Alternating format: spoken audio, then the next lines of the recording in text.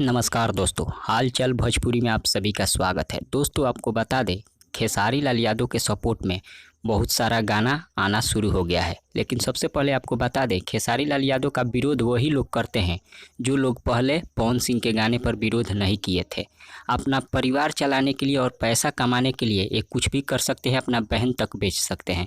लेकिन अगर भोजपुरी में बात करें अश्लीलता की, तो केवल खेसारी लाल यादव अश्लीलता नहीं फैलाए हैं, पवन सिंह का भी उसमें बहुत बड़ा हाथ है। लूलिया गाने आप लोग सुने होंगे, जो कि एक लड़की के ऊपर यह गाना है। भाई संग भागल, बहुत सारा गाना है जो कि मनोज तिवारी का रिंकिया के पापा, ये भी लड़की के ऊपर गाना है।